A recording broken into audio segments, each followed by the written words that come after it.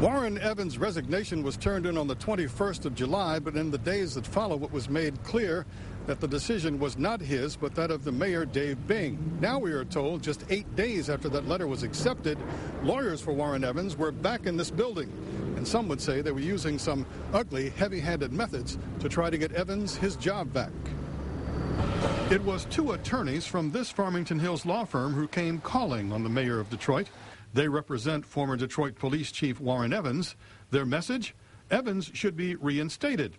But the reason they said he should be rehired came as a shock, explains Deputy Mayor Saul Green. They indicated that there was information that they had that they thought we needed to take a look at, and they were text messages that involved Chief Godbee and Monique Patterson. Yes, they were talking about Detroit Police Lieutenant Monique Patterson, best known recently as the love interest of former Police Chief Warren Evans. Their relationship and her history of misconduct, even criminal gun charges, were one of the concerns that led to Evans' firing. But now come Evans' attorneys suggesting that the mayor should be so concerned about personal text messages between interim chief Ralph Godbee and Patterson that the city should rehire Evans as chief. They did not explicitly say that it was a threat. Matter of fact, any time I raised whether or not this was a threat or a threat of litigation, they specifically said no. Green was concerned enough that he read some of the messages sent via private phones, not city-owned or leased phones, as was the case that brought down former Mayor Kwame Kilpatrick. I would describe that they were of a personal nature. They were not related to the business and the operation of the Detroit Police Department. But Green points out that only half of the text message conversations between Godbee and Patterson were shown to him. They were only Chief Godbee's texts. They were not hers. I think in fairness, you would want to see the other half of those conversations. What happened 2 days later was more of a shock. A visit from attorney David Robinson, who represents Lieutenant Monique Patterson.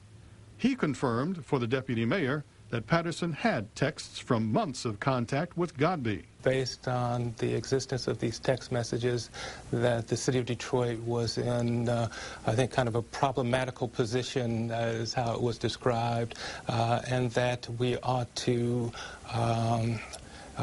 essentially, he used the term, make an offer. A position that troubles Wayne State law professor Peter Henning. It's not an attempt at extortion, Henning said, but certainly it probably comes close to the line that it is saying to a government official, here's what we need to do to keep information secret so that a former official can get his job back. No offer from the city was made, not to Patterson to quiet the text message issue, not to Evans to replace Godbee. But interim police chief Ralph Godbee, in a written statement, first apologized to his family for what might have been said in the personal text messages. He said it was clear that this was an attempt to misuse these text messages to strike a deal with the city of Detroit.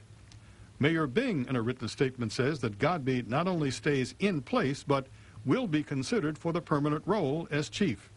As for Godbee's current status, it is not in jeopardy based on what we've seen at this point, and we still feel good about that.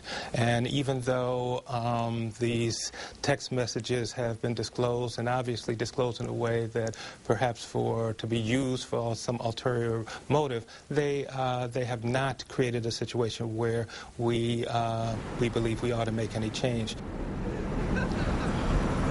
Green was concerned enough about the exchange with the lawyers that he contacted the State Bar of Michigan, checking on some ethics violations. He has, in fact, received some response from the bar, but he's keeping that information private for now.